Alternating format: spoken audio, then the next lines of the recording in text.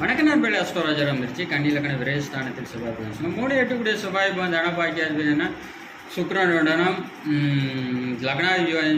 லக்ன ஜீவனாதிபதியான புதனோடு சேர்ந்து விரயஸ்தானம் வீடு கொடுத்த சூரியன் ஆட்சி உச்சம் பெற்றிருக்கும் போது கண்டிப்பாக அந்த இடத்துல செவ்வாயை விட்டு புதன் சுக்கிரன் 12 தள்ளி இருக்கும்போது புதன் திசை சுக்கிர திசை ஒரு மத்தியமான பலன்களை கொடுக்கும். 6ஆம் இடத்து நோய் நொடி பிரச்சனை நல்ல பலன்களையும் கெடு பலன்களையும் வெளியூர் வெளிநாட்டு பரதேச வாழ்க்கையை புதன் திசை கொடுக்கும். லக்னாதிபதி ஜீவனாதிபதி நான் சொந்த தொழில் செய்து தான் கண்டிப்பாக அந்த ஜீவனாதிபதி புதன் திசையில் கெடுபலன் தான் கொடுக்கும். சொந்த தொழில் செய்யக்கூடாது. தனபாக்கிய குடும்பத்தாக சின்ன சின்ன ஹெல்த் ரீதியான பிரச்சனை தாப்புனாருக்கு கொடுக்கும். மனைவிக்கு சின்ன சின்ன நோய் நொடி 6ஆம் இடத்தை பார்ப்பது 2 சுபகரம் பார்ப்பது நோய் நொடி பிரச்சனை கொடுக்கும். அதே சமயத்தில் நல்ல பலனை கெடுபலனையும் சற்று கலந்தே செய்யும். குருவின் பார்வை வளர்வை சந்திரன் பார்வை பெற்றிருக்கும். இன்னும் அளவோட அந்த 12ஆம் வலிமையாவது கண்டிப்பாக வெளியூர் வெளிநாட்டில் கொடுங்க. 2026 சட்டசபை யூடியூப்ல போய் தமிழ் சேனல்